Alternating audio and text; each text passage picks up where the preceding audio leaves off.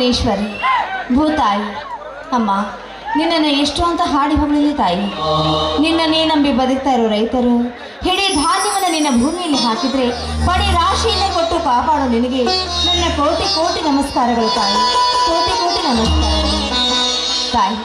ರೈತನ ಒಡಲಲ್ಲಿ ಹುಟ್ಟಿ ಭೂತಾಯಿ ಒಡಲಲ್ಲಿ ಬೆಳೆದು ಕೊನೆಗೆ ಭೂತಾಯಿಗೋಸ್ಕರ ಉಸಿರನ್ನು ಮುಡುಪಾಗಿಟ್ಟರು ಪ್ರತಿಯೊಬ್ಬ ರೈತರನ್ನು ಕೈ ಹಿಡಿದು ಕಾಪಾಡೋ ಹೊಣೆ ನಿನ್ನನ್ನೇ ಕೂಡಿದೆಯಮ್ಮ, ನಿನ್ನನ್ನೇ ಕೂಡಿದೆ ತಾಯಿ.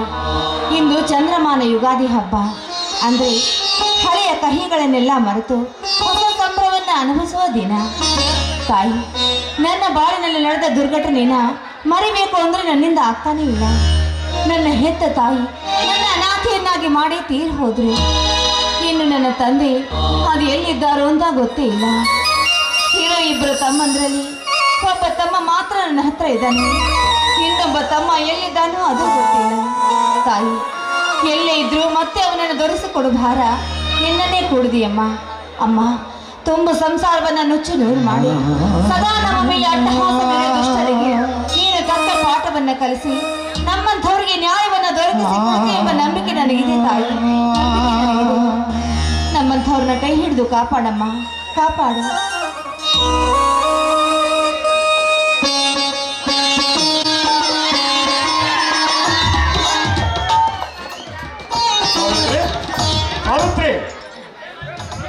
ಬನ್ನಿ ಸ್ವಾಮಿ, ಈಗ ಬಂದ್ರ? ಹೌದು ಸಾವಿತ್ರಿ, ಈಗ ನೋಡಿ, ನಿಮ್ಮ ಬಗ್ಗೆನೇ ವಿಚಾರ ಮಾಡ್ತಾ ದೇವಿ ಪೂಜೆ ಮಾಡ್ತಾ ಇದ್ದೆ, ಅಷ್ಟರಲ್ಲಿ ನೀವೇ ಬಂದ್ಬಿಟ್ರಿ. ತೆಗೆದುಕೊಳ್ಳಿ ಪ್ರಸಾದವನ್ನು.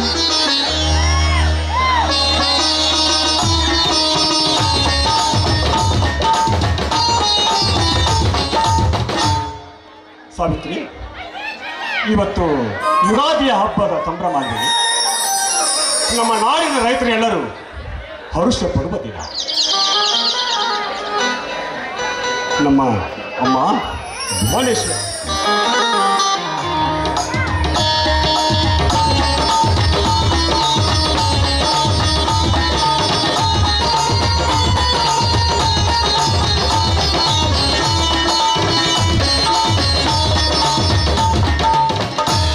ಅಮ್ಮ ಭುವನೇಶ್ವರಿ, ನಮ್ಮ ನಾಡಿನ ರೈತರನ್ನು ನಿನ್ನನ್ನು ನಂಬಿರುವ ನಮ್ಮ ನಾಡಿನ ರೈತರಿಗೆಲ್ಲ ಕೈ ತುಂಬ ಬೆಲೆ ಕೊಟ್ಟು ಹಂಸದಿಂದ ಕಾಪಾಡೋ ತಾಯಿ. ಸ್ವಾಮಿ, ನೀವು ಬೇಡಿಕೊಂಡ ಮಾತು ನಿಜವಿದೆ. ಆ ಭೂತಾಯಿಯನ್ನು ನಂಬಿ ನಡೆಯೋ ರೈತರಿಗೆ ಆ ಭೂಮಿ ತಾಯಿನೇ ಆಸರೆ ಅಲ್ಲವೆಂದು. ಆದರೂ ಸಾವಿತ್ರಿ, ಇಂದಿನ ಈ ಕಾಲದಲ್ಲಿ ಕೆಲವು ರೈತರು ಈ ಭೂಮಾತೆಯ ಮಡಿಯಲ್ಲಿ ಮೈ ಮುರಿದು ತುಳಿಲಿಕ್ಕಾಗದೆ ಪಟ್ಟಣದ ಜೀವನವೇ ಸುಖ ಜೀವನ ಅಂತ ತಿಳ್ಕೊಂಡು ಅದೆಷ್ಟು ರೈತರು ಈ ಭೂಮಾತೆಯನ್ನು ಮಾರಿ ಪಟ್ಟಣ ಸೇರಿಕೊಂಡಿದ್ದಾರೆ. ಆದರೆ ಸಾವಿತ್ರಿ, ನಾನು ಮಾತ್ರ ಹಾಗಲ್ಲ ಸಾವಿತ್ರಿ, ಹಾಗಲ್ಲ. ಇದೇ ಮಣ್ಣಲ್ಲಿ ಹುಟ್ಟಿ ಇದೇ ಮಣ್ಣಲ್ಲಿ ಬೆಳೆದು ಬಂಗಾರ ಅಂತ ಬೆಳೆ ತೆಗಿತಾರೆ ಸಾವಿತ್ರಿ.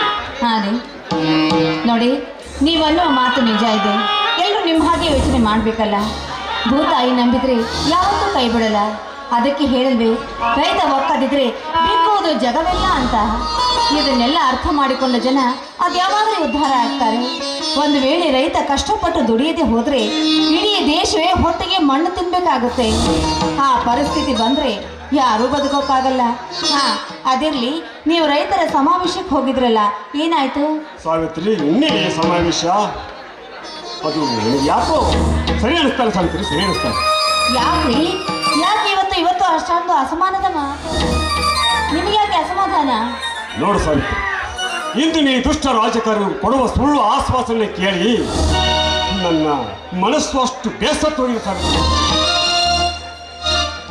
ನೋಡು, ಎಷ್ಟೋ ವರ್ಷವಾಯಿತು ಸಾವಿತ್ರಿ, ನಮ್ಮ ಭಾಗದಲ್ಲಿ ಕಾಲುವೆ ನೀರಿಲ್ಲ, ದನಕರುಗಳಿಗೆ ನೀರಿಲ್ಲ, ಕುಡಿಲಿಕ್ಕೂ ನೀರಿಲ್ಲ. ಅರ್ಥಕ್ಕೆ ಬೆಳೆ ಕೈಗೆ ಬಂದು ತುತ್ತು ಬಾಯಿಗೆ ಬಾರದಾಗೆ ಮನೆಗೆ ಹೋಗುತ್ತದೆ ಸಾವಿತ್ರಿ. ಅದಕ್ಕಾಗಿ ಎಷ್ಟೋ ವರ್ಷವಾಯಿತು ಹೋರಾಟ ಮಾಡ್ತಾನೆ ಬಂದಿದ್ದಾರೆ, ಸಮಾವೇಶಗಳು ನಡೀತಾರೆ. ಆದರೆ ಇದುವರೆಗೆ ಯಾವ ಪ್ರಯೋಜನ ಆಗಿಲ್ಲ ಸಾವಿತ್ರಿ, ಯಾವ. ಯಾಕೆ ಗೊತ್ತಾ? ಚುನಾವಣೆ ಸಮಯದಲ್ಲಿ ರಾಜಕಾರಣಿಗಳು ಬರ್ತಾರೆ, ಎಲ್ಲ ಸಲ್ಲದ ಆಶ್ವಾಸನೆ ಕೊಡ್ತಾರೆ. ಒಟ್ಟಿನಲ್ಲಿ ಈ ರಾಜಕಾರಣಿಗಳು ಆಸ್ವಾದಿಸಿಕೊಟ್ಟು ಹೋಟ್ ಪಡೆದು ಆರಿಸಿ ಬರ್ತಾರೆ ಸಾವಿತ್ರಿ, ಆರಿಸಿ ಚುನಾವಣೆ ಗೆದ್ದು ಬಂದು ತಮ್ಮ ಕುರ್ಚಿಯನ್ನು ಮೊದಲು ಭದ್ರ ಮಾಡಿಕೊಳ್ತಾರೆ ಸಾವಿತ್ರಿ, ಭದ್ರಪಡಿಸಿಕೊಳ್ತಾರೆ.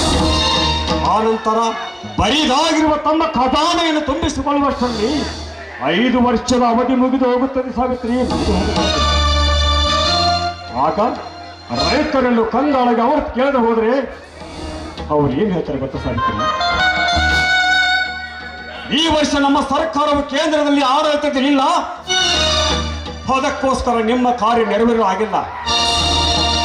ಮುಂದಿನ ಸಲ ನಮ್ಮ ಸರ್ಕಾರವು ಕೇಂದ್ರದಲ್ಲಿ ಆಡಳಿತಕ್ಕೆ ಬಂದರೆ ನಿಮ್ಮ ಭಾಗವನ್ನು ಸಂಪೂರ್ಣ ನೀರಾವರಿ ಮಾಡ್ತಾರೆ ಅಂತ ಹೇಳಿ ತಾವು ಮಾತ್ರ ಸರ್ಕಾರದ ಕುರ್ಚಿ ಮೇಲೆ ಕುಳಿತುಕೊಂಡು ರಾಜ್ಯ ದರ್ಬಾರ ನಡೆಸ್ತಾರೆ ಸಾವಿತ್ರಿ. ನೋಡಿ, ಈ ಹಾಳಾದ ರಾಜಕೀಯದವರ ಕಥೆನೇ ಇಷ್ಟು. ಅವರ ಪದವಿ ಸ್ವೀಕಾರ ಮಾಡಬೇಕಾದ್ರೆ ಅವರು ಮಾಡುವ ಪ್ರಮಾಣ 1 2 ಭುವನೇಶ್ವರ ಮೇಲೆ ಪ್ರಮಾಣ ಮಾಡಿ ಎಲ್ಲದಕ್ಕೂ ಒಪ್ಕೊಳ್ತಾರೆ. ಆದರೆ ಅವರ ಅಧಿಕಾರಕ್ಕೆ ಬಂದ ಮೇಲೆ ಯಾರ ಕಷ್ಟವನ್ನ ಕೇಳ್ತಾರೆ, ಕೇವಲ ಅವರ ಸ್ವಾರ್ಥವನ್ನ ಮಾತ್ರ ಬಯಸ್ತಾರೆ. ಅಷ್ಟೇ ಅಲ್ಲ ಸಾವಿತ್ರಿ, ಅಷ್ಟೇ ಅಲ್ಲ, ಓಟು ಬೇಕಾದಾಗ ಕೈ ಮುಗಿತಾರೆ, ನಂತರ ಕಾಲು ಬೀಳ್ತಾರೆ ಸಾವಿತ್ರಿ, ಕಾಲು ಬೀಳ್ತಾರೆ. ಭಿಕ್ಷೆ ಮೇಲೆ ಓಟು ಪಡೆದುಕೊಂಡು ಚುನಾವಣೆ ಗೆದ್ದು ಬಂದು ನಂತರ ಭಕ್ಷಕರಾಗಿ ರೈತರು ಕೂಡಿಟ್ಟ ಹಣವನ್ನೆಲ್ಲ ಕೊಳ್ಳೆ ಹೊಡಿತಾರೆ ಸಾವಿತ್ರಿ, ಇಂದು ದುಷ್ಟ ರಾಜಕಾರಣಿಗಳು. ಈ ಹಾಳಾದ ಪ್ರಜಾಪ್ರಭುತ್ವ ಬಂದ್ಮೇಲೆ ಹೀಗಿರೋದು. ಇಲ್ಲಿ ಯಾರ ನೋವನ್ನ ಯಾರು ಕೇಳೋದಿಲ್ಲ, ಅದರಲ್ಲಿ ರಾಜಕೀಯದವರಂತೂ ಮೊದಲೇ ಕೇಳೋದಿಲ್ಲ. ಎಷ್ಟೇ ನೋವಾದ್ರೂ ನಮ್ಮ ನೋವನ್ನ ನಾವೇ ನುಗ್ಗಬೇಕು ರೀ. ನೋಡು ಸಾವಿತ್ರಿ, ನಿಜವಿದೆ, ನೋವಿಗಿರುವ ಬೆಲೆ ನಗುವಿಗಿಲ್ಲ, ನಗುವಿಗಿರುವ ಬೆಲೆ ನೋವಿಗಿಲ್ಲ, ಹಣಕ್ಕಿರುವ ಬೆಲೆ ಬಡವನ ಬದುಕಿಗಿಲ್ಲ. ಇದು ನಮ್ಮ ಪ್ರಜಾಪ್ರಭುತ್ವ ಸಾವಿತ್ರಿ, ನಮ್ಮ ಪ್ರಜಾಪ್ರಭುತ್ವ. ಅದಕ್ಕಾಗಿ ಅಂದು ಮಹಾತ್ಮ ಗಾಂಧೀಜಿಯವರು ಈ ನಾಡನ್ನು ನಾವು ರಾಜ್ಯ ಮಾಡಬೇಕಂತ ಕಟ್ಟಿರುವ ಕನಸನ್ನು ನನಸು ಮಾಡುವುದನ್ನು ಬಿಟ್ಟು ಅನ್ಯಾಯ ಅಧರ್ಮದ ದಾರಿ ಹಿಡಿದು ಕೊಲೆ ಸುಲಿಗೆಯ ಅತ್ಯಾಚಾರ ಬಸಗಿ ಸರ್ಕಾರದ ಆಸ್ತಿಯನ್ನು ಕಬಳಿಸಿದ್ದಾರೆ ಹರಾಮಿ ರಾಜಕಾರಣಿಗಳು. ಒಟ್ಟಿನಲ್ಲಿ ಬಡವರ ಜನ ಮೇಲೆ ಪಾಪದ ಮಹಲು ಕಟ್ಟಿ ರಕ್ತ ಶಿವಹಾಸನ ಮೇಲೆ ಕುಳಿತು ಮೆರೆಸಿದರಲ್ಲ, ಆ ನಾಗೇಂದ್ರ ಪ್ರಸಾದರಂತ ದುಷ್ಟ ಗೋಮುಖ ವ್ಯಾಕರಣಗಳು ಮೊದಲು ಹಂತವನ್ನು ಹಾಕಬೇಕು ಸಾವಿತ್ರಿ. ಅಂದಾಗ ಸ್ವಾತಂತ್ರ್ಯ ಸಿಗುವುದು ನಮ್ಮಂತ ಹಳ್ಳಿ ಬಡವರಿಗೆ. ನೋಡಿ ಸ್ವಾಮಿ, ಅವರವರ ಯೋಗ್ಯತೆ ಇದ್ದ ಹಾಗೆ ಅವರವರಿಗೆ ಭಾಗ್ಯ ದೊರೆಯುವುದು. ದುಡ್ಡು ಇದ್ದವರಿಗೆ ದುಡ್ಡು ಕಾಪಾಡಿದ್ರೆ ಗುಣ ಇದ್ದವರಿಗೆ ಆ ಭಗವಂತ ಕಾಪಾಡ್ತಾನೆ. ಈ ಮಾತು ಸತ್ಯ ರೀ. ಹಾ, ಅದಿರ್ಲಿ, ಆಯ್ತು, ಊಟಕ್ಕೆ ಬರ್ತಿರೋ ಇಲ್ವೋ? ಏನೇ ಹುಚ್ಚಿ, ನಿನ್ನೆ ಸೋಮವಾರ ಬ್ರಹ್ಮದೇವನ ವಾರ ಅಂತ ಉಪವಾಸ ಮಾಡಿದೆ. ಇವತ್ತು ಯುಗಾದಿ ಹಬ್ಬದ ಉಪವಾಸ ಅಂದ್ರೆ ನೀನು ಇನ್ನೂ ಊಟ ಮಾಡಲಿಲ್ಲ ಸರಿ? ಅಯ್ಯೋ, ಎಂತ ಮಾತು ಕೇಳ್ತಾ ಇದ್ರಿ? ನಾನು ಯಾವತ್ತಾದ್ರೂ ನಿಮ್ಮನ್ನು ಬಿಟ್ಟು ಊಟ ಮಾಡಿದಿನ? ನಾನಂತ ಭಾಗ್ಯಶಾಲಿ ಸಾವಿತ್ರಿ, ನಾನಂತ ನಾನೇ ಪುಣ್ಯವಂತ ಸಾವಿತ್ರಿ, ನಾನೇ ಪುಣ್ಯವಂತ.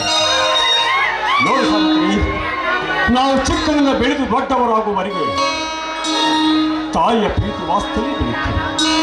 ನಂತರ ಹೆಂಡತಿಯನ್ನು ಮಾಡಿಕೊಂಡ ಮೇಲೆ ಆ ತಾಯಿ ಪ್ರೀತಿ ವಾಸ್ತವನ್ನ ಹೆಂಡತಿಯನ್ನು ಕಂಡಾಗ ಅದನ್ನ ತಾಯಿ ಸ್ವರೂಪಿ ಅಂತಾರೆ ಸಾವಿತ್ರಿ, ತಾಯಿ ಸ್ವರೂಪಿ ಅಂತಾರೆ.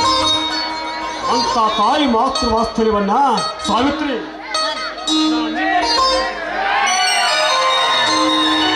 ನೋಡು, ಇನ್ನು ಮುಂದೆ ನಿಮಗೆ ಯಾವ ನೋವು ಬಾರದ ಹಾಗೆ ನೋಡಿಕೊಳ್ತೀರಿ ಸಾವಿತ್ರಿ, ನೋಡಿಕೊಳ್ತೀರಿ. ಆಯ್ತು, ತುಂಬಾ ಹೊಗಳ್ತಾ ಇದ್ದೀರ ನನ್ನ. ಅಲ್ಲ ರೀ, ಕೇವಲ ಬಂಗಾರ ವಜ್ರ ಒಡವೆ ಇದ್ರೆ ಮಾತ್ರ ಅವರ ಬದುಕು ಬಂಗಾರವಾಗುವುದೇನ್ರಿ? ಖಂಡಿತವಾಗಿಲ್ಲ. ಯಾವುದೇ ಮನುಷ್ಯನಿಗಾಗ್ಲಿ ಹೆಣ್ಣಿಗಾಗ್ಲಿ ನೆಮ್ಮದಿ ಸಿಗೋದು ಏನು ಗೊತ್ತಾ? ಬಂಗಾರದಂತ ನಿಮ್ಮಂತ ಗಂಡ ಸಿಕ್ಕಾಗ ಮಾತ್ರ ಅವರ ಮನಸ್ಸಿಗೆ ನೆಮ್ಮದಿ ಸಿಗೋದು. ಹೌದು ಸರ್, ಎಷ್ಟು ವಿಶಾಲ ಹೃದಯ ಸಾವಿತ್ರಿ ನಿನ್ನದು ಎಂತ ವಿಶಾಲ ಹೃದಯ. ಇಂದು ಈ ಕಾಲದಲ್ಲಿ ಮಾಡಿಕೊಂಡ ಗಂಡನ ಗುಲಾಮನಾಗಿ ಮಾಡಿಕೊಳ್ತಾರೆ, ಗುಲಾಮನ ಹೆಂಡತಿಯಾಗಿರ್ತಾರೆ ಸಾವಿತ್ರಿ, ಗುಲಾಮನ ಹೆಂಡತಿಯಾಗಿರ್ತಾರೆ. ಆದರೆ ನೀನು ಮಾತ್ರ ಹಾಗಲ್ಲ ಸರಿ, ನೀನು ನನ್ನ ಮನೆ ಬೆಳೆಯುವ ಆರಾಧ್ಯ ದೇವತೆ ಸಾವಿತ್ರಿ. ಅದಕ್ಕೆ ಒಬ್ಬ ಕವಿ ಕವನ ಬರಬೇಕಾದ್ರೆ ಏನು ಹೇಳ್ತಾರೆ ಗೊತ್ತಾ ಸಾವಿತ್ರಿ? ಏನಂತ? ಸುಂದರವಾದ ಒಂದು ಕವನ ಬರಲಿಕ್ಕೆ ಸುಂದರವಾದ ಒಂದು ಹೆಣ್ಣೆ. ಯಾಕೆ ಗೊತ್ತಾ? ಹೆಣ್ಣು ಸಂಸಾರದ ಕಣ್ಣು, ಹೆಣ್ಣು ಜಗದ ಕಣ್ಣು, ಹೆಣ್ಣಿನಿಂದ ಬೆಳಗುವ ಭಾಗ್ಯ ಜ್ಯೋತಿ ಸಾವಿತ್ರಿ. ಅಯ್ಯೋ ಅಯ್ಯೋ ಅಯ್ಯೋ ಸಾಕು ಬಿಡ್ರಿ, ಎಷ್ಟು ಹೋಗ್ತಾ ಇದ್ದೀರಾ ನೋಡಿ. ನೀವು ಇದೇ ರೀತಿ ಹೋಗ್ತಾ ನಿಲ್ತ್ರೋ ಅಥವಾ ಊಟಕ್ಕೆ ಬರ್ತ್ರೋ ಇಲ್ವೋ? ಛೇ ಛೇ ಸಾವಿತ್ರಿ, ಇವತ್ತು ಯಾವ ಹಬ್ಬ ಹೇಳು? ಯಾವ ಹಬ್ಬ? ಯುಗಾದಿ ಹಬ್ಬ. ಹೌದು. ಅಂದಮೇಲೆ ನೀನು ಈ ಉಟ್ಟ ಬಟ್ಟೆಯಲ್ಲಿ ಎಷ್ಟು ಅಂದವಾಗಿ ಕಾಣ್ತದೆ ಗೊತ್ತಾ? ನಿನ್ನನ್ನು ನೋಡಿದ ನನ್ನ ಹಸಿವೆ ಹೀಗೆ ಹೋಗಿದೆ ಕಣೆ. ನೋಡು, ನಾನೊಂದು ಮಾತು ಕೇಳ್ತೀನಿ, ಇಲ್ಲ ಅಂತ ಹೇಳ್ರಿ. ಏನದು? ಏನೂ ಇಲ್ಲ, ನನ್ನ ಪ್ರೇಮವನ್ನು ಕೆನ್ನಿಗೆ ಕೊಡುವೆಯ ಒಂದು ಸಿಹಿ ಮುತ್ತು. ನೋಡು ಸಾವಿತ್ರಿ, ಬಾಳಲಿ ಬೆಳಗುತ್ತಿರಲಿ ತಾರೆಗಳು, ಬೆಳಗುತ್ತಿರಲಿ ದೀಪಗಳು, ಹಕ್ಕಿಗಳು ಚಿಲಿಪಿಲಿ ನಾದವ ಬೀರುತ್ತ ಹಾರುತ್ತಿರಲಿ. ನನ್ನ ಪ್ರೇಮ ಸಂಬಂಧ ಶಾಶ್ವತ. ನಿನ್ನ ಮಧುರ ಕಣ್ಣ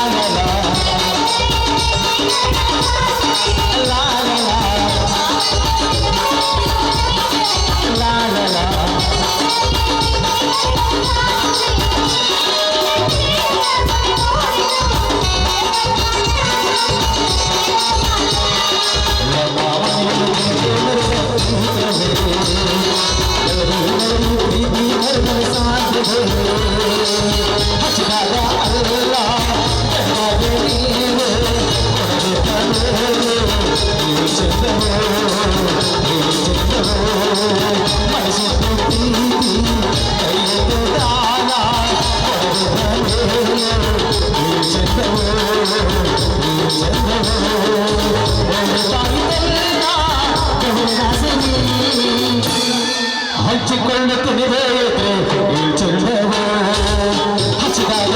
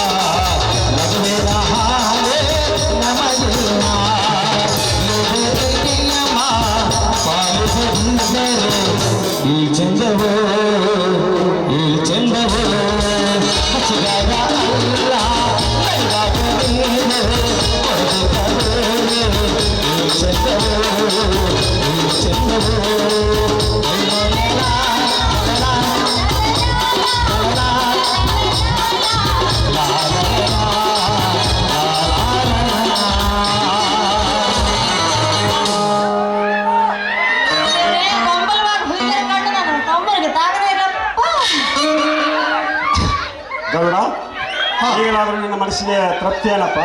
ಅಲ್ಲ ಮಾವ, ನಮ್ಮ ಅಕ್ಕ ನನಗೆ ತಮ್ಮಗಳ ತೃಪ್ತಿ ಮಾಡದೆ ಬಿಡ್ತಾರ. ನೋಡು ಗೌಡ, ಸಮಯಕ್ಕೆ ಸರಿಯಾಗಿ ಮಳೆಯಾಗಿ ಭೂಮಿಯಲ್ಲಿ ಬಿತ್ತನೆ ಮಾಡಿದಾಗ ಬೆಳೆಗಿಂತ ಕಳೆ ಕಸನ ಜಾಸ್ತಿ. ಆಗ ನಮ್ಮ ಬಸವಣ್ಣ ತಮ್ಮ ಶಕ್ತಿಯನ್ನು ಪ್ರದರ್ಶಿಸಿ 8 ಕುಂಟೆಗಳ ಸಹಾಯದಿಂದ ಕಸವನ್ನ ಕೆತ್ತು ಕೆತ್ತು ತೆಗೆದಾಗ ಹದವಾದ ಬೆಳೆ ಬರುತ್ತೆ. ಅದಕ್ಕೆಲ್ಲ ನಮ್ಮ ಬಸವಣ್ಣನ ಅನುಗ್ರಹವೇನೋದಲ್ಲ. ನಿಜವಿದೆ ಸ್ವಾಮಿ ನಿಮ್ಮ ಮಾತು. ಬಾಯಿ ಬರೆದಿರೋ ಆ ಮೂಕ ಪ್ರಾಣಿಗಿರೋ ನಿಯತ್ತು ವಿಶ್ವಾಸ ಬಾಯಿ ಬಂದು ಕಣ್ಣಿಗೆ ಕಾಣು ನಮ್ಮಂಥ ಮಾನವರಿಗೆ ಅದರಿಂದ ಬರಬೇಕು. ಈಗ ಕಾಲ ಬದಲಾಗಿದೆ ಅಕ್ಕ. ಆಧುನಿಕ ಕೃಷಿಯಿಂದ ವಿಜ್ಞಾನಿಗಳು ಸೃಷ್ಟಿ ಮಾಡಿದ ಯಂತ್ರದಿಂದ ನಡೆಯುತ್ತಿದೆ ಈಗಿನ ಕೃಷಿ. ಗೌಡ, ನನ್ನ ಮಾತು ನಿಜವೇ. ಮೊದಲು ನಮ್ಮ ಹಿರಿಯರು ಬಸವಣ್ಣನ ಶಗರಿನ ಮನೆಯನ್ನ ಸಾರಣ ಮಾಡಿ ರಂಗೋಲಿ ಬಿಡಿಸಿದರೆ ನೋಡಬೇಕಿತ್ತು ಅಂದಿನ ವೈಭವ. ಈಗೆಲ್ಲಿದೆ ಗರುಡ? ಬಸವಣ್ಣನ ಶಗಣಿ ಹಿಡಿದರೆ ಕೈಗಳು ನಾರುತ್ತವೆ ಅಂತಾರೆ ಇಂದಿನ ಹೆಣ್ಣು ಮಕ್ಕಳು. ಅಂದ ಮೇಲೆ ಮುಂದೊಂದಿನ ರೈತಾಪಿ ಒಕ್ಕಲು ತಲವಿ ನಿಂತು ಹೋಗಬಹುದೇನು ಗರುಡ? ಅಷ್ಟೇ ಯಾಕಮ್ಮವ, ಈಗ ಹೆಣ್ಣು ಹೆತ್ತವ್ರು ಗಂಡು ಹುಡುಕಬೇಕಾದ್ರೆ ರೈತ ಆಗಿರಬಾರ್ದಂತ, ಹೊಲ ಗದ್ದೆ ತೋಟ ಇರಬೇಕಂತ. ಹೊಲ ಗದ್ದೆ ಮಾಡಕ ಅವ್ರ ಅಪ್ಪ ಬಂದು ಮಾಡ್ತಾರೆ ವ್ಯವಸಾಯ. ಒಕ್ಕಲಿಗೆ ಒಕ್ಕದಿದ್ದರೆ ಬಿಟ್ಟುವುದು ಜಗವೆಲ್ಲನ ನಾಡುಡಿ ಮರೆತೇ ಹೋಗುತ್ತಿದೆ ಅನ್ನೋ ಸಂದೇಹವಿಲ್ಲ. ನಿನ್ನ ಮಾತು ನಿಜವಿದೆ. ಇಂದಿನ ಈ ಕಾಲದಲ್ಲಿ ದೇಶ ಕಣ್ಣು ಹಾಕುವ ರೈತನಿಗೆ ಬೆಲೆ ಇಲ್ಲದಾಗಿದೆ ಗರುಡ, ಬೆಲೆ ಇಲ್ಲದಾಗಿದೆ. ಹೌದ್ರಿ, ಈ ಹಾಳಾದ ರಾಜಕಾರಣಿಗಳ ವಿಷಯ ಮಾತಾಡ್ತಾ ನಿಂತ್ರೆ ಹೊತ್ತು ಹೋಗಿದ್ದೆ ಗೊತ್ತಾಗಲ್ಲ ನೋಡಿ. ಬೇರೆ ಆಯ್ತು, ಬಾರಪ್ಪ ನಿನಗೂ ಹೊಟ್ಟೆ ಹಸ್ತಿರ್ಬೇಕಲ್ಲ, ಊಟ ಮಾಡೋದಂತೆ ಬನ್ನಿ. ಅಕ್ಕ, ನೀ ಎಲ್ಲಿ ನಕದಿ? ಯಾಕಂದ್ರ ಇವತ್ತ ದೇವರು ನಮಗಿದ್ದಾನ, ಬಡವರಿಗೆ ಅಂತ ನೀ ಹೇಳಕ್ಕಿದೆ ಅಕ್ಕ. ಆದ್ರ ಅಕ್ಕ, ಎಲ್ಲರೂ ಬಡವರು ಆ ದೇವರು ಅಕ್ಕ. ರೈತರು ಬೆಳೆದ ಬೆಳೆಗೆ ಸೂಕ್ತವಾದ ಬೆಲೆ ಕೊಡದೆ ಆಶ್ವಾಸನೆ ರೂಪದಲ್ಲಿ ಓಟು ಗಿಟ್ಟಿಸಿಕೊಂಡು ಕೃಷಿ ಮಂತ್ರಿ, ಹಣಕಾಸಿನ ಮಂತ್ರಿ ಎಂದು ಪ್ರಮಾಣ ವಚನ ಮಾಡುವಾಗ ಪ್ರಾಮಾಣಿಕವಾಗಿ ನಡೆಯುತ್ತೀವೆಂದು ಪ್ರಮಾಣ ವಚನ ಮಾಡಿ ನ್ಯಾಯ ದೇವತೆಗೆ ಅನ್ಯಾಯ ಮಾಡುತ್ತಾರೆ. ಇನ್ನೊಬ್ಬರ ಕೃಷಿ ಭೂಮಿಯನ್ನು ಕಬಳಿಸಿ ಅವರ ಸಂಬಂಧಿಕರ ಹೆಸರಿಗೆ ಮಾಡಿ ಸರ್ಕಾರದ ಹಣವನ್ನು ಕೊಳ್ಳೆ ಹೊಡಿತಾರಲ್ಲ, ಅಂತವ ಅಷ್ಟ ರಾಜಕಾರಣಿಗಳನ್ನು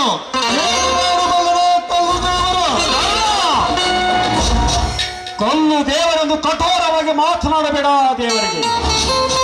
ನೋಡು ಗರುಡ, ಏನು ಹುಳುಗಳು ಕೂಡಿಟ್ಟ ತುಪ್ಪ, ದುಷ್ಟರು ಅಪಹರಿಸಿದ ಹಣ, ಎರಡು ಒಂದೇ ಕಣ್ಣೋ, ಎರಡು ಒಂದೇ. ಅಪಹರಿಸಿದ ಹಣ ಎಂದಾದರೂ ಒಂದು ಪರರ ಪಾಲು ಆಗಲೇಬೇಕು ಗರುಡ. ನೋಡಿ, ನಾವು ಯಾರಿಗೆ ಯಾಕ್ರಿ ಹೆದರ್ಬೇಕು? ಅವರಿದ್ರೆ ಅವ್ರ ಪೂರ್ತಿಗೆ ದೊಡ್ಡವರಿದ್ದಾರೆ. ಹಾಗಂತ ನಾವೆಲ್ರಿಗೂ ಹೆದರಿ ಬದುಕೋಕ್ಕಾಗುತ್ತೇನು? ನಮ್ಮ ಹಕ್ಕು, ನಮ್ಮ ಅಧಿಕಾರ ನಮ್ಮ ಹತ್ರ ಇರುತ್ತೆ. ಅಂದ್ರ ಅಕ್ಕ, ಈಗ ನಿನ್ನ ಕಾಲ ಕೆಟ್ಟು ಹೋಗಿದೆ ಅಂತ ನಮಗೆ ಹೇಳ್ತಾ ಇದ್ವಿ. ಕಾಲ ಕೆಟ್ಟಿಲ್ಲಕ್ಕ, ಇವತ್ತು ಕೆಟ್ಟಿರುವುದು ನಾವು. ಮಾನವ, ಸೂರ್ಯ, ಚಂದ್ರ, ಭೂಮಿ, ಆಕಾಶ ಎಲ್ಲ ಮೊದಲು ನಿಂತವೆ. ಕೆಟ್ಟಿರುವುದು ಹಣವೆಂಬ ಹಣದ ಮೇಲೆ ದರ್ಬಾರ ನಡೆಸುತ್ತಿರುವ ದುಷ್ಟ ಶ್ರೀಮಂತ ನಾಗೇಂದ್ರ ಪ್ರಸಾದ್ ಅಂತ ಎಷ್ಟೋ ವಿಷ ಜಂತುಗಳು ನ್ಯಾಯ, ನೀತಿ, ಧರ್ಮವೆಂಬ ಸುಳ್ಳಿನ ಶಿಖರವನ್ನೇರಿ ಧರ್ಮದ ಸಾಮ್ರಾಜ್ಯವನ್ನು ಕಟ್ಟಿ ಅಟ್ಟಹಾಸದಿಂದ ಬೆರೆಯುತ್ತಿರುವ ಬಂಡ ನಾಗೇಂದ್ರ ಅಂತ ಕಪಟಗಳಿಂದ ಕೆಟ್ಟು ಹೋಗಿದೆಯ ಕಟ್ಟಾಲ. ನೋಡು, ಅಂತ ದೊಡ್ಡವರ ವಿಷಯ ನಮಗೆ ನೋಡು. ಅಂತವ್ರ ಹೆಸರು ಕೇಳಿದ್ರೆ ನಮ್ಮೂರ ಬಡವರ ಕೂಡ ಗಡಗಡ ಅಂದ ಮೇಲೆ ಅಂತವ್ರ ವಿಷಯ ನಮಗೆ ತಗೋಣ, ನಮಗೆ ಯಾಕೆ?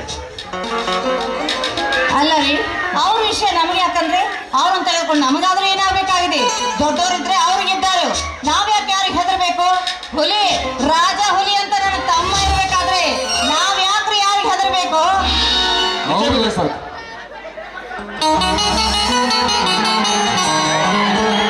ನೋಡು ಧರ್ಮಣ್ಣ, ಅಪ್ಪಗೆ ಹುಟ್ಟಿದ ಮಗನಂತೆ ಮಾತಾಡಿದ್ ನೋಡ.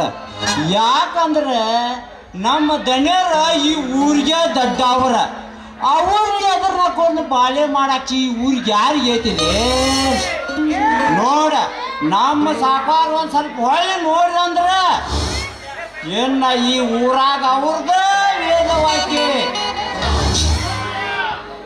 ಅಲ್ಲ ಶೆಟ್ಟಿ, ಆ ದುಷ್ಟನ ಹರಿಕತಿ ಹೇಳಲು ಬಂದ್ರಿವೆ ನಮ್ಮ ಮುಂದೆ. ಆ ನಾಗೇಂದ್ರ ಎಂಜಲು ತಿನ್ನುವರು ನೀನು, ಅವರ ವೇದವಾಕ್ಯ ನೀನಾಯ್ತು.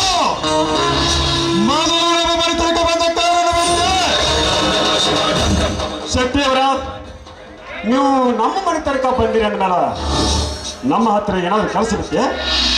ನೋಡು ಧರ್ಮಣ್ಣ, ಈ ಶೆಟ್ಟಿ ನಿಮ್ಮ ಮನೆಗೆ ಬರಬೇಕಾದ್ರ ಪುರುಷೇಟಿ ಯಾಕೆ ಬಂದಾನೋ, ಏನೇ ಕೆಲಸ ಇದ್ದಾಗ ಬಂದೇನೆ ಅಂದಮೇಲೆ ನಮ್ಮ ದನಿಯರು ನಿನ್ನ ಕರ್ಕೊಂಡು ಬಾ ಅಂದಾರ. ಅದಕ್ಕಾಗಿ ಕರಿಯಾಕ ಬಂದೇನೆ. ಬರೋದು ಬಿಡೋದು ನಿಮ್ಮ ಇಷ್ಟ. ನಮ್ಮ ಮಂತ್ರಿ ಏನು ಕೆಲಸ ರೀ ವೆಂಕಪ್ಪ ಶೆಟ್ಟಿ ಅವರ? ನಮ್ಮ ಮಾಮನ ಯಾಕೆ ಬರಕ್ ಹೇಳ?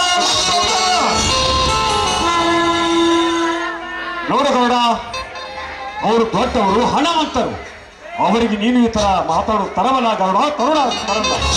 ಹಣದಿಂದ ದೊಡ್ಡವರಿರ್ಬೋದು, ಆದರೆ ಕುಣದಲ್ಲಿ ನಾಯಿಗುತ್ತಿರೋ ನಿಯತ ಕೂಡ ಅವನಿಗಿಲ್ಲ. ಆ ನಾಗೇಂದ್ರ ನಾಲಿಗೆಯಲ್ಲಿ ಜೇನುತುಪ್ಪ ಇರಬಾರದು, ಹೃದಯದಲ್ಲಿ ವಿಷ ತುಂಬಿಕೊಂಡ ಘಟ ಸರ್ಪ. ಶೆಟ್ಟಿಯವರ ನಿಮ್ಮ ಸಾವುಕಾರಗ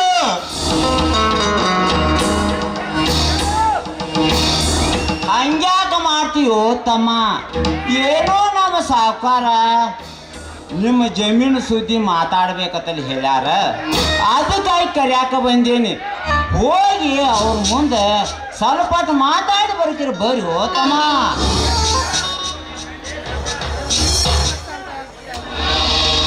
ಶೆಟ್ಟಿ, ನಾನು ನೀವು ಹೋಗಿ ಮುಟ್ಟುವರೆಗೆ ನಾನೇ ನಿಮ್ಮ ಬೆನ್ನಿಂದೆ ಬರ್ತೇನೆ. ನೀನು ಹೋಗಬಹುದು ಶೆಟ್ಟಿಯವರು. ನೋಡಪ್ಪ ಧರ್ಮಣ್ಣ, ನೀ ಲಘುಟ್ನ ಬಂದು ನಮ್ಮ ಸಾಕಾರ ಜೊತೆ ಮಾತಾಡಿ ಬರಕ್ಕಿಂತ ಬಾ. ನೀ ಲಘುಟ ಬರಲಿಲ್ಲ ಅಂದ್ರೆ ಮತ್ತೆ ನನ್ನ ಹೊಯ್ಯೊಳಗೆ ಕಳಿಸ್ತಾರ. ಅದಕ್ಕಾಗಿ ನಾನು ನಡಿತೇನೆ, ದಡಾನ ಬಂದು ಬಿಡಪ್ಪ. ಆಯ್ತು ಶೆಟ್ಟಿಯವರ, ನಾನು ನಿನ್ನ ಹಿಂದಿನ ಬರ್ತೇನೆ. ನೀವು ಹೋಗಬಹುದು. ಬರ್ತೀನಿ. ಅಕ್ಕ, ಬರೀ ಅವ್ರು ಇವ್ರ ಜೋಡಿ ಮಾತಾಡೋದ್ರಿಂದ ಹೊಟ್ಟೆ ಬಸದೆಲ್ಲ ಕೆರೆ ಹಾಕೊಳ್ತಿ. ಅಯ್ಯೋ ಅಯ್ಯೋ ಅಯ್ಯೋ ನನ್ನ ರಾಜ, ನನಗೆ ಗೊತ್ತಪ್ಪ ನೀನು ಹೊಟ್ಟೆ ದೊಡ್ಡದು ಅಂತ. ಹೌದಕ್ಕ. ನೀ ಕೇಳೋಕಿನ ಮುಂಚೆನೆ ನಿನಗೆ ಇಷ್ಟವಾದ ಬಿಸಿ ಬಿಸಿ ಹಾಕಿ ಗಸಗಸ ಪಾಯಸ ಮಾಡಿದೀನಿ. ಹಾ. ಏನ್ರಿ ಬನ್ರಿ, ಹೊಟ್ಟೆ ಹಸ್ತಿಲ್ವೇನು? ನೀನು ಸಾವಿತ್ರಿ, ಅವನೊಬ್ಬ ಕೂಡ್ಬೇಕಂತ ನೀನು ಹಾಗೆ ಮಾಡ್ತಿದ್ದೀನ. ಅಯ್ಯೋ ಪಾಪ ನನ್ನ ಕಂದ ಹೊಟ್ಟೆ ಹಸ್ತಿದೆ, ಊಟ ಮಾಡೋದು ಬೇಡವಾ? ನೋಡು ಗರುಡ, ಹಾ, ಎತ್ತುಗಳನ್ನು ಬಿಸಿಲಲ್ಲಿ ಕಟ್ಟಿ ಬಂದಿದ್ದೀಯ. ಅವುಗಳಿಗೆ ನೆರಳಿಗೆ ಕಟ್ಟಿ ನೋವು ಹಾಕಿಪ್ಪ. ಎಲ್ಲರೂ ಕೂಡ ಊಟ ಮಾಡ. ಆಯ್ತು ಹೋಗಮ್ಮ.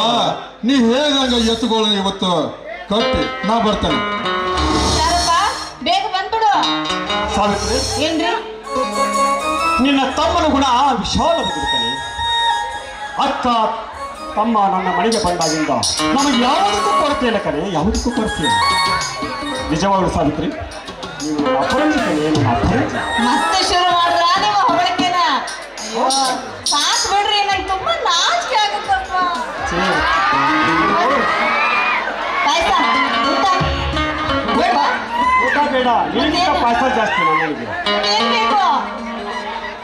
ಎದುರು ಕೊಡ್ತೀಯಾ? ಅಯ್ಯೋ ನಾನು ಇರೋದೇ ನಿಮಗಾಗಿ, ನೀವೇನು ಕೇಳಿದ್ರೆ ಎಲ್ಲ ಕೊಡ್ತೀನಿ. ಇಷ್ಟು ಸಾಕು ಕಣೆ ನನಗೆ. ಮತ್ತೇಳಬೇಕು, ನನ್ನ ಮತ್ತನ ಮನೆ ತಲುಪಿಸುವಂತೆ ಒಂದು ಹೊರಹೊಮ್ಮನೆ ಒಂದು ಮದುವೆ ದೀಪ. ಆಗ್ಲಿ ಪತಿದೇವ, ನಿಮ್ಮ ಆಜ್ಞೆ.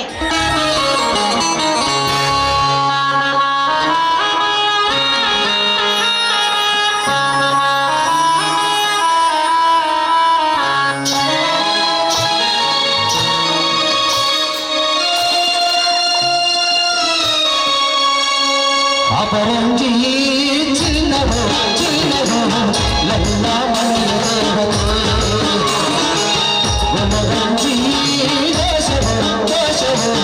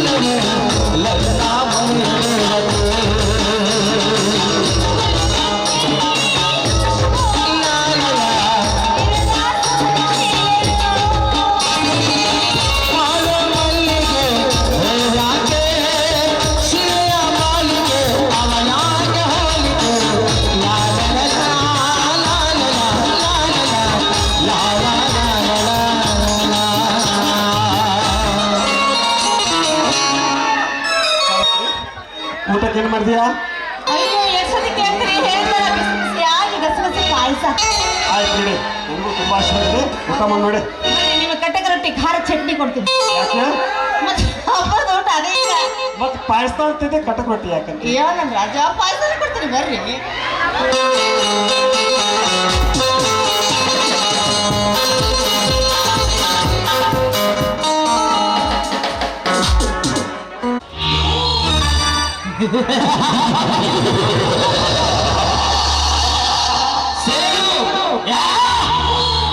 ಸೇವೆಂಬ ಹಗೆಯನ್ನು ತೀರಿಸಿಕೊಳ್ಳಲು ಬಂದಿರುವನೇ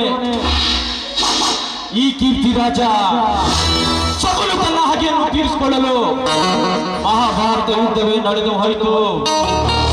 ತನ್ನ ತಂದೆಗೆ ಕೊಟ್ಟ ವಚನವನ್ನು ಪೂರ್ಣ ಮಾಡೋಕ್ಕೋಸ್ಕರ ಪಾಂಡವರ ಮೇಲೆ ದ್ವೇಷದ ಬೀಜವನ್ನು ಬಿತ್ತಿ ಅವರವರ ಕುಲವನ್ನು ನಾಶ ಮಾಡಿ ಕುರುಕ್ಷೇತ್ರ ಯುದ್ಧವನ್ನು ನಡೆಯುವಂತೆ ಮಾಡಿದ ದ್ವಾಪರಯುಗದ ಶಕುನಿಯೇ. ಆದರೆ ಈ ಕಲಿಯುಗದಲ್ಲಿ ನನ್ನ ತಂದೆ ತಾಯಿಗೆ ಮೋಸ ಮಾಡಿ ಅವರ ಸರ್ವ ಆಸ್ತಿಯನ್ನು ತನ್ನ ಹೆಸರಿಗೆ ಮಾಡಿಕೊಂಡು ನಾನೇ ಕಲಿಯುಗದ ಕುಬೇರನೆಂದು ಮೆರೆಯುತ್ತಿರುವನಲ್ಲ ನಾಗೇಂದ್ರ. ನಾನು ಚಿಕ್ಕವನಿದ್ದಾಗ ನನ್ನ ತಂದೆ ತಾಯಿಯನ್ನು ನನ್ನ ಕಣ್ಣೆದುರು ಚುಚ್ಚಿ ಚುಚ್ಚಿ ಕೊಂದಿಯಲ್ಲೋ ಹರಾಮ್ಖೋರ. ನಾಗೇಂದ್ರ, ಪಾಪ ನನ್ನ ತಂದೆ ತಾಯಿ ಈ ನನ್ನ ಕಣ್ಣು ಮುಂದೆ ನರಳಿ ನರಳಿ ಸತ್ರಲ್ಲೋ ನಾಗೇಂದ್ರ. ಈಗ ಅವರ ಮಗ ದೊಡ್ಡವನಾಗಿದ್ದಾಯ್ತು. ಇನ್ನು ನಿನ್ನ ಈ ಪ್ರಾಣ ಪಕ್ಷಿ ಈ ಕೀರ್ತಿರಾಜನ ಕೈಯಲ್ಲೇ.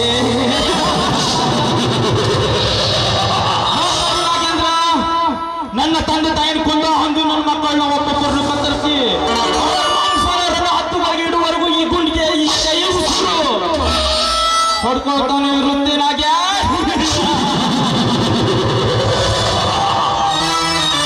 ಕಲ್ಲಿನಿಂದ ಹೊಡೆದ ಗಾಯ ಸ್ವಲ್ಪ ದಿನಗಳಲ್ಲಿ ಮಾಯವಾಗ್ಬೋದು, ಮಾಯ ಆಗುತ್ತೆ. ಆದ್ರೆ ನನ್ನ ತಂದೆ ತಾಯಿಗೆ ಕೊಂದು ಇಲ್ಲಿ ಆಗಿರುವ ಗಾಯ, ಈ ನೋವು, ಈ ಸೇರಿನ ಕಿಡಿ ಮಗನೇ, ನಿನ್ನ ರಕ್ತ ಇಲ್ಲಿ ಬಂದು ತಾಕಿದಾಗ ಮಾತ್ರ ಈ ಗಾಯ, ಈ ಸೇಡಿನ ಕಿಡಿ ಯಾರು ತಿಳ್ಕೊಂಡಾಗ್ಯ.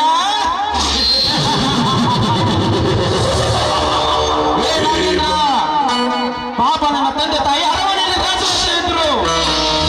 ಯಾರು ಇಲ್ಲದಾಗ ಒಬ್ಬನೇ ಹೋಗಿ ಅವರನ್ನು ಮೋಸ ಮಾಡಿ ಕೊಲೆ ಮಾಡಿ ಬಂದಿಯಲ್ಲೋ ಹೊರ. ನನ್ನ ತಂದೆ ತಾಯಿನ ಕೊಂದಿದೆಯಲ್ಲೋ. ಯಾವ ಮಗನಾದ್ರೂ ತಂದೆ ತಾಯಿ ಕೊಂದ ನೋವು ಇದ್ದೇ ಇರುತ್ತೆ. ಆ ನನ್ನ ತಂದೆ ತಾಯಿ ನಿನ್ನ ಕೊಂದಿದಲ್ಲ, ಈಗ ನೀ ಖಳನಾಯಕನು ಮಾಡಿದ್ದಾನೆ, ನೀನೇ ಮಾಡಿದ್ದು. ನಾಗೇಂದ್ರ, ಒಂದು ಸಮಯ ನಿನಗೆ ಹೀಗೆ ಬರುತ್ತೆ. ಈಗ ನೀನು ಕಲಿಯುಗದ ಕುಬೇರನೆಂದು ಮೆರೆಯುತ್ತೀಯ. ಆದರೆ ನನ್ನ ಮಗನೇ, ನಿನಗೆ ಒಂದು ಸಮಯ ಹೀಗೆ ತರ್ತೀನಿ. ಬೀದಿಗಳಲ್ಲಿ ತಟ್ಟೆ ಹಿಡಿದು ಬೀದಿ ಭಿಕಾರಿಯಾಗಿ ನಿನ್ನನ್ನು ಮಾಡದಿದ್ದರೆ ಬೀದಿಗಳಲ್ಲಿ ಅಯ್ಯೋ ಒಂದು ತುತ್ತು ಹಣ್ಣು ಹಾಕಿ ಎಂದು ನರುಳಿ ನನ್ನನ್ನು ಸಹಾಯ ಮಾಡಿದ್ದಾರೆ. ನನ್ನ ಹೆಸರು the king of the king Keerthi ರಾಜನೇ ಅಲ್ಲ.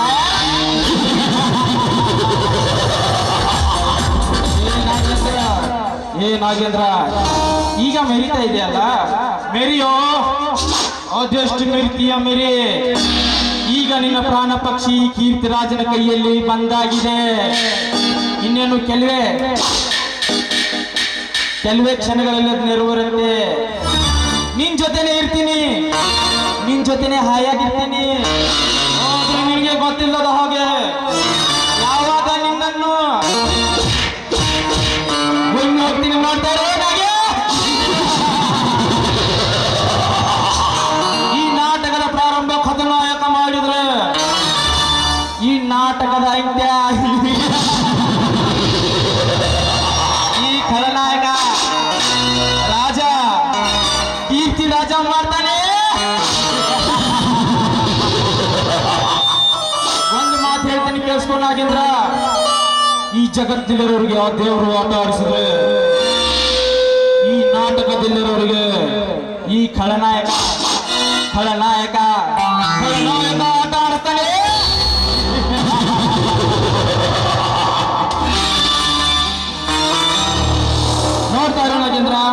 ಇನ್ನೇನು ಕೆಲವೇ ಕ್ಷಣಗಳಲ್ಲಿ ನಿನ್ನ ಜೊತೆನೇ ಬರ್ತೀನಿ. ನಿನ್ನ ಜೊತೆ ಸ್ನೇಹ ಸಂಬಂಧ ಬೆಳೆಸಿ ನಿನ್ನ ವಿರುದ್ಧ ಸೇಡು ತೀರಿಸ್ಕೊಳ್ತೀನಿ ಮಗನೇ. ಈ ಕೀರ್ತಿ ರಾಜ ಬಂದಾಯ್ತು. ನಿನ್ನ ಮಧ್ಯೆ ಯಾವನೇ ಆಗಿರ್ಲಿ ಯಾವನೇ ಇದ್ದಿರ್ಲಿ, ಈ ಕೀರ್ತಿ ರಾಜ ನಿನ್ನ ವಿರುದ್ಧ ಸೇಡು ತೀರಿಸಿಕೊಳ್ಳುವಾಗ ನಿನ್ನ ಮಧ್ಯೆ ಯಾವನೇ ಬಂದಿದ್ದೆ ಅವ ಯಾವನೇ ಇರ್ಲಿ, ಯಾವನೇ ಆಗಿರ್ಲಿ, ಈ ಕೀರ್ತಿ ರಾಜ ಲಾಕಪ್ ಹೋದ್ರೂ ಪರವಾಗಿಲ್ಲ, ಮಗನ ಶುರುವಾಗಟ್ಟುವುದಂತೂ ಗ್ಯಾರಂಟಿ. ಇದು ಕೀರ್ತಿ ರಾಜ ಹೇಳಿದ್ದೇನೆ ಮಾಡ್ತಾನೆ, ಹೇಳ್ತಾನೆ. ಬರ್ತಾ ಇದ್ದೀನಿ ನಾಗೇಂದ್ರ, ಇಲ್ಲೇ ಇದೆಯಾ? ಕೇಳಿಸ್ಕೊತಿದೀಯಾ? ಹುಷಾರ್ ತಂದಿರು ನನ್ನ ಮಗನೇ. ಈ ನನ್ನ ತಂದೆ ತಾಯಿನ ಕೊಂದು ಈ ನನ್ನ ಎದೆಯಲ್ಲಿ ಉಳಿತಾರು ಸೇಡು ಆದಷ್ಟು ಬೇಗ ಆರದು. ರಾಜರಂತೆ ಇದ್ದ ನನ್ನ ತಂದೆ ತಾಯಿಯನ್ನು ಕೊಂದು ಹೊರ ಹಾಕಿದಲೇ ನಾಗೇಂದ್ರ. ಈಗ ನನ್ನ ತಂದೆ ತಾಯಿ ಮಾಡಿದ ಭಿಕ್ಷೆಯಲ್ಲಿ ನಾನೇ ಕುದುರಿನಿಂದ ಮೆರೆತಿರುವಲ್ಲೋ ಹೊರ. ನೋಡ್ತಾ ಇರೋ ನಾಗೇಂದ್ರ, ಬರ್ತಾ ಇದ್ದೀನಿ. ಈ ಗಡಿ ಅಂತ ಇಂಥ ಗಡಿಯಲ್ಲ, ಇಂಥ 20 ಟೇಜ್ಗಳನ್ನು ಆಡಿದ ಗಡಿ ಮಗ ಇದು ನಾಗೇಂದ್ರ. ಇದು ಯಾರು ಗೊತ್ತಾ? ಮಾಜಿ ಖಳನಾಯಕ, ಅಂತ ಇಂಥ ಖಳನಾಯಕ ಅಲ್ಲ, ಮಾಜಿ ಖಳನಾಯಕ ಮೌಲಾಲಿ ಮಗ ರಾಜ, ಕೀರ್ತಿ ರಾಜ ಏನೋ. ಬರ್ತಾ ಇದ್ದೀನಿ, ಹುಷಾರ್ ತಂದಿರು ನನ್ನ ಮಗನ. ಬರ್ತಾ ಇದ್ದೀನಿ.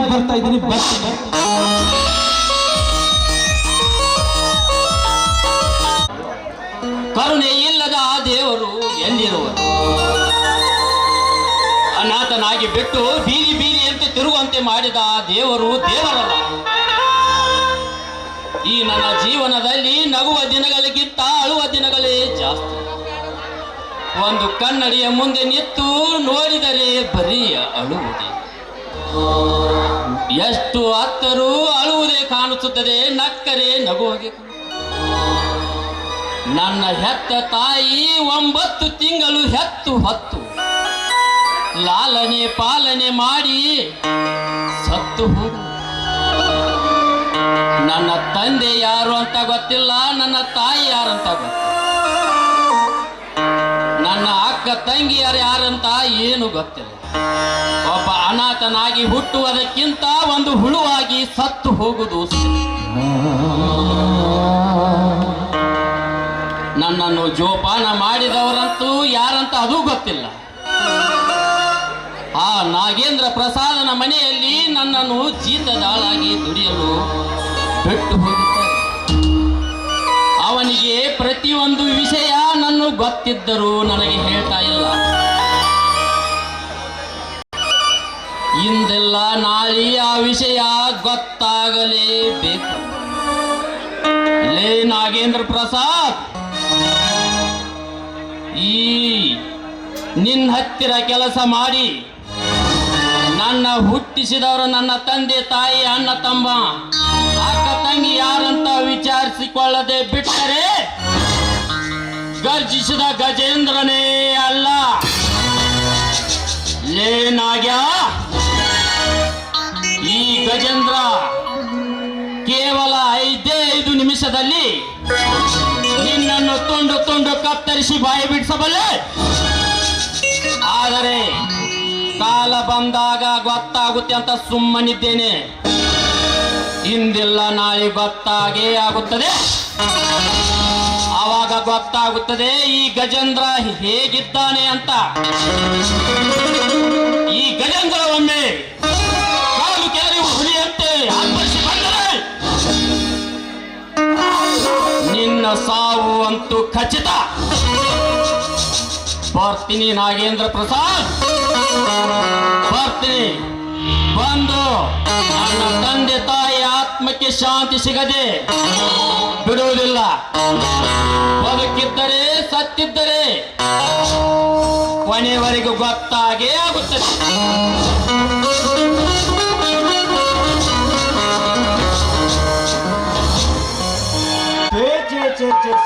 ಸಾಕಾಗಿ ಹೋಗೈತ್ರಿಪ್ಪ. ಈ ನಾಗೇಂದ್ರ ಸಾಕಾನ ಕೈಯಾಗ ಕೆಲಸ ಮಾಡೋದು, ಮತ್ತು ಗೂಡದಂತ ಬಂಡಿಗೆಲ್ಲ ತಲೆ ಮೇಲೆ ಹೊತ್ಕೊಂಡು ತಿರುಗಾಡೋದು, ಎರಡೂ ಒಂದಾಗೈತಿ ನೋಡ್ರಿ. ಧರ್ಮ ಅಂತ ಈ ಮಕ್ಕಳ ಶಿಕ್ಷಕ್ಕಾಗಿ 2 ಎಕರೆ ಹೊಲ ದಾನ ಕೊಡಾಕತ್ತಾನಪ್ಪ. ಆ ನಮ್ಮ ಕೆಟ್ಟ ಸಾಕಾರನ ಕಣ್ಣ ಆ ಹೊಲದ ಮ್ಯಾಲ ಬಿದ್ದೈತಿ. ಇನ್ನು ಮುಂದ ಆ ಧರ್ಮ ಅಂತ ಹಳೆ ಗರುಡ್ರೆ ಹುಲಿ ಹಂಗೆ ಹೆಗರಿ ಆಡ್ತಾನ ಮಗ. ಅಲ್ಲ ಇದ ನಮ್ಮ ಸಾಕಾರ ಬಿಡುದಿಲ್ಲತ್ತ, ನೀವು ಕೊಡುದಿಲ್ಲತ್ತ. ನಮ್ಮದ್ರೆ ಏನು ಕೆಲಸಪ್ಪ? ಇನ್ನ ರಾಮ್ಗ ರಾವಣಗ ಯುದ್ಧ ಚಾಲು ಆತಪ್ಪ ಅಂದ್ರೆ ನಮ್ದೇನು ಕೆಲಸ? ಸುಮ್ಮನೆ ನೋಡ್ಕೋತ ಕೂತ ಬಿಡೋದು. ಏನು ಮಾಡೋದ್ರಿ, ನಮ್ಮದು ಒಂಟಿ ಜೀವನ. ಭಾಳ ಬೇಸರ ಆಗೈತಿ ರೀ. ನನ್ನ ಹೆಂಡತಿ ಗರ್ದ್ ಗಂಗವ್ ಇದ್ದಂಗಿದ್ರಿ. ಭಾಳ ಸುಮಾರು ರೀ. ದೇವ್ರ ಕಿಡಿಗೇಡಿ ಮನುಷ್ಯ ರೀ ಅಪ್ಪ. ನನ್ನ ಹೆಂಡತಿನ ಲಘುನ ಕರ್ಕೊಂಡು ಹೋದ್ರಿ. ಒಂದು ನಾನು ಹೆಂಡತಿ ಹೋಗಿದಾಳ ನೋಡ್ರಿ. ಕೂತ್ರ ಕೂತಂಗ ಆಗುವತ್ತು, ನೇತ್ರ ನೆತ್ತಂಗ ಆವತ್ತು. ಊಟ ಮಾಡ್ದಂಗಿಲ್ಲ. ಒಂದು ವೇಳೆ ನೆನಪು ಬಂದ್ರ ಏನು ಹೇಳ್ತಾರೆ ಆತರ ಮಜಾನ ಬೇರೆ ಅಲ್ರಿ. ನನ್ನ ಹ್ಯಾಂಗಿತ್ತು ಮಾಯದ್ರು, ಏ ನನ್ನ ರಾಜ ಊಟ ಮಾಡಿ ಹಾಲು ಕುಡ್ತೀನಿ, ಕುಡ್ದ ಮಾತು ಊಟ ಮಾಡ್ತೀನೋ ನನ್ನ ರಾಜ ಅಂತ. ಏನು ಮಾಡೋದ್ರಿ? ಅವನವನು ಬೆಳ್ಳ ಬೆಳ್ದ ಮನೆಯವರು ನಿದ್ದೆ ಹತ್ತವಾತ್ರಿ. ಒಂದು ವೇಳೆ ನಿದ್ದೆ ಹತ್ತಿರ ಆತರ ಮಜಾನ ಬೇರೆ ರೀ. ನಿದ್ದೆ ಹತ್ತೋದಟ್ಟ ತಡ ಕಣ್ಣಿಸಿನಾಗ ಬಂದ ಏನು ಮಾಡೋದ್ರಿ?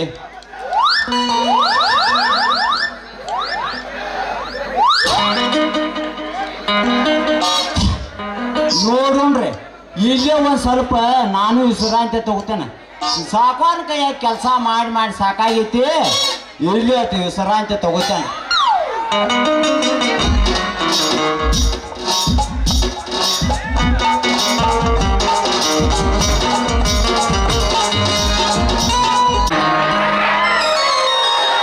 ಏನು ಮೋನಿಕಾರವರೇ, ನನ್ನ ದಾರಿಯನ್ನು ಕಾಯ್ತಿರು ಅಂತ ಕಾಣ್ತಾವಲ್ಲ. ಕಾಲೇಜ್ ಬಿಟ್ಟು ನಂತರ ಭೇಟಿ ಆಗೋಣ ಅಂತ ಹೇಳಿದ್ರಲ್ಲಿ ಏನು ವಿಷಯ?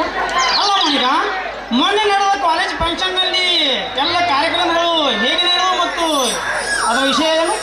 ಎಕ್ಸಾಮ್ನಲ್ಲಿ ನೀವು ನನಗೆ ಅಲ್ಪ ಸ್ವಲ್ಪ ಮಾತಾಡ್ತಾ ಇದ್ದೆ. ಆದರೆ ನಮ್ಮ ಆಕ್ಟಿವಿಟಿ ವಿಷಯದಲ್ಲಿ ನೀವು ನನಗೆ ಪಾರ್ಟ್ನರ್ ಆಗಿ ಸಿಕ್ಕಿದ್ದಕ್ಕೆ, ನಾನು ನಿಮ್ಮ ಜೊತೆ ಹಾಡ್ಕೊಂಡಿದ್ದಕ್ಕೆ ನನ್ನ ಮನಸ್ಸಿಗೆ ತುಂಬಾ ಸಂತೋಷ. ಅಲ್ಲ ಮೋನಿಕಾ, ನನಗೆ ಅಷ್ಟೇ ಸಂತೋಷವಾಯಿತು. ಹೌದು, ಅದೊಂದು ಮರೆಯಲಾಗದ ಸಂಭ್ರಮ. ನನಗೂ ಅಷ್ಟೇ ಮೋನಿಕಾ. ನಾ ಇನ್ನು ಬರಲೇ? ಒಂದು ನಿಮಿಷ ನಿಂತ್ಕೊಳ್ಳಿ, ನಾನು ನಿಮ್ಮೊಳಗೆ ಒಂದು ಮಾತಾಡ್ಬೋದು. ಮೋನಿಕಾ, ಸಂಕೋಚವೇಕೆ? ನಾನು ನೀನು ಇಬ್ಬರು ಕಾಲೇಜಿನಲ್ಲಿ ಪ್ರೀತಿಯ ಗೆಳೆಯರು ಅಂದ ಮೇಲೆ ಸಂಕೋಚವೇಕೆ? ದಯವಿಟ್ಟು ಏನೆಲ್ಲ ಕೇಳಿಬಿಡು. ಸಂಕೋಚವೇನಿಲ್ಲ, ಆದರೆ ಕೇಳೋದಕ್ಕೆ ಸ್ವಲ್ಪ ಭಯ ಆಗ್ತಾ ಇದೆ ಅಷ್ಟೇ. ಭಯವೇಕೆ ಮೋನಿಕಾ? ಇಬ್ಬರು ಕ್ಲೋಸ್ ಫ್ರೆಂಡ್ ಅಂದ ಮೇಲೆ ಹೇಳಬೇಕಲ್ವಲ್ಲ, ನಾಚಿಕೆ ಹೇಗೆ? ನಾನು ನಿಮ್ಮನ್ನ ಮೆಚ್ಚಿಕೊಂಡಿದ್ದೇನೆ, ಇದಕ್ಕೆ ನಿಮ್ಮ ಅಭಿಪ್ರಾಯವೇನು? ಅಂದರೆ ಮೋನಿಕಾ, ನಿನ್ನ ಮಾತಿನ ಅರ್ಥ? ನಾನು ನಿಮ್ಮನ್ನ ಮೆಚ್ಚಿಕೊಂಡಿದ್ದೇನೆ, ಇದಕ್ಕೆ ನಿಮ್ಮ ಅಭಿಪ್ರಾಯ ಏನು ಅಂತ. ಮೋನಿಕಾ, ನೀವು ಅಗರ್ಭ ಶ್ರೀಮಂತರು, ನಾವು ಬಡವರು. ನಮ್ಮನ್ನು ನಿಮ್ಮನ್ನು ಹೋಲಿಸಲಿಕ್ಕೆ ಆಗತ್ತಾ ಮೋನಿಕಾ? ನಾನು ನಿಮ್ಮನ್ನ ಒಪ್ಕೊಂಡ ಮೇಲೆ ಅದೇ ದೊಡ್ಡ ಶ್ರೀಮಂತಿಕೆ ಅಲ್ವೇ? ಮೋನಿಕಾರವರೇ, ನಾನು ವಿಚಾರ ಮಾಡಿ ಇನ್ನೂ ಒಂದು ವಾರ ಬಿಟ್ಟು ನಿನಗೆ ಹೇಳ್ತೇನೆ. ಅಲ್ಲಿವರೆಗೆ ನಾನು ಸ್ವಲ್ಪ ಕೆಲಸ ಇದೆ, ಹೋಗಿ ಬರ್ತೇನೆ. ಸರಿ, ಹಾಗೆ ಮಾಡಿ. ನಿಮ್ಮ ಒಪ್ಪಿಗೆಗೋಸ್ಕರ ಕಾಯ್ತಾ ಇರ್ತೀನಿ.